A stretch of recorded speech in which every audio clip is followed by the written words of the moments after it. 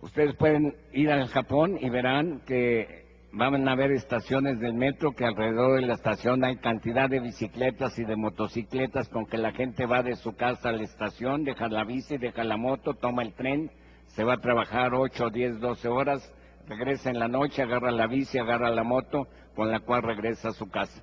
Si está lloviendo, la delegación de Benito Juárez, la de Coyoacán, la de Milpalta, ponen alrededor de la estación cantidad de paraguas que la gente agarra, se va a su casa y al día siguiente regresa ese paraguas a la estación, tal y como sucede en la estación en Nezahualcóyotl, aquí en la Ciudad de México. Nos da risa, ¿verdad?, cuando nos deberíamos de preguntar, ¿por qué lo podrán hacer los japoneses si son mucho más feitos que nosotros? ¿Y por qué no lo podemos hacer nosotros? ¿Saben ustedes por qué? Porque allá se educa bajo el principio de que si no es tuyo, debe ser de alguien. Y las cosas cambian, y ustedes no saben que las empresas, las instituciones en México, tenemos que gastar en poner policías y policías sobre policías, en videocámaras, en cajas fuertes, en alarmas, simplemente porque no se educó bajo el principio de que si no es tuyo, debe ser de alguien. También tenemos el gran poder de transformar a nuestra gente. Miren, el que cumple con sus obligaciones y da más de lo que debe, convierte su mundo en un paraíso. El que solo pide y solo exige, convierte su mundo en un infierno. Por favor, siempre estén en condiciones de dar un poquito a esta nación, a su México. Estén orgullosos de vivir en un país envidiado y codiciado por muchas otras naciones, que tenemos el México del desierto, el México del altiplano, el México de las costas, con una gastronomía llena de sabores, llena de colores. Cuidemos a México, amemos a este país, pero para ello se necesita que todos los mexicanos tengan la meta de querer ser extraordinarios y no vivir en una forma ordinaria. La diferencia entre ser un ordinario o trabajar en forma ordinaria las 8 horas nada más, a ser extraordinario solamente está en el extra. Estemos siempre, todos los días, dispuestos a dar ese extra y verán que México tiene todas las potencialidades para ser una gran potencia mundial. Nada más falta que nosotros estemos dispuestos a dar ese extra. También yo quisiera decirles por qué las empresas japonesas llegan a ser tan grandes.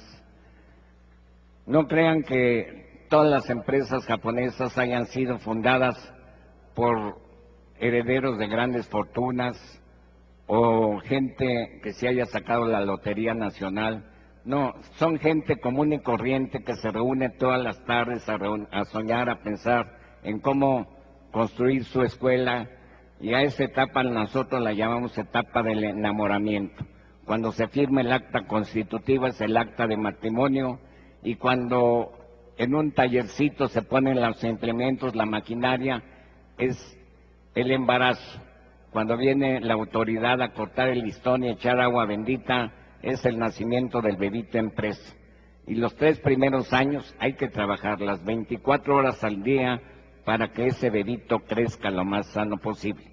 Después del 4.º año es cuando entra al kinder, donde empieza en las empresas japonesas mucha educación, mucha capacitación, muchos cursos, muchos viajes, nuevas instalaciones, nueva tecnología. Hasta los 20 años los empresarios japoneses no le sacan un solo peso a la empresa. Todo es inversión tras inversión. Me van a preguntar, bueno, ¿y mientras de qué viven los dueños? Los fundadores, vivimos de una regla moral de 1 a 7. Si yo no puedo pagar más que 1,000 pesos al de menor jerarquía, la empresa nada más me puede pagar a mí 7,000. Si yo le pago 5,000 al de menor jerarquía, la empresa me va a pagar a mí 35,000. Porque los pescados se pudren por la cabeza, nunca por la cola, señores. Entonces, siempre hay esa y también hacemos pipí y popó en los mismos baños. En Japón todos los dueños de las empresas hacen pipí y popó en los mismos baños. Eso es muy importante porque en México el directivo, el ejecutivo, el empresario siempre tiene su baño privado, espejos relucientes, jabones perfumados, y el baño del trabajador es un verdadero cochinero. Estas pequeñas cositas hacen que el trabajador de México nunca se ponga la camiseta. También hay directivos, ejecutivos y empresarios que se atreven a poner reglamentos que se va a sancionar al trabajador que llegue 10 minutos tarde, y el patrón llega en 1 hora, 2 horas después en carro último modelo, y al pobre trabajador, y vive a 8 cuadras de distancia. El pobre trabajador que se tiene que levantar muy temprano, tomar la combi, caminar 8 cuadras, tener que venir soportando el olor del peluche del sobaco del vecino por más de 40 minutos, y que por un accidente de tránsito llega 1 minuto tarde, sancionado, lo regresan a su casa. ¿Ustedes creen que ese trabajador, qué es lo que siente? Lo único que siente es rabia, coraje, injusticia. El buen directivo, el buen ejecutivo, el buen empresario debe ser siempre el primero en llegar, el último en irse. El ejemplo arrasa, el ejemplo es lo que causa disciplina, el ejemplo es lo que causa admiración. Y de veras, les digo, de sangre japonesa, hecho en México, que en México tenemos un país extraordinario, que nos debemos de sentir orgullosos de descender una raza que no se atrevía a traicionar a su pueblo.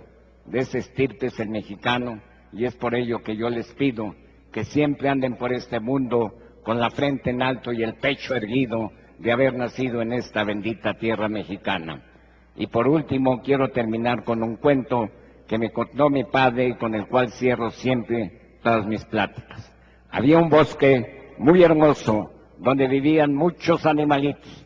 De repente este bosque se empieza a incendiar y todos los animalitos empiezan a huir.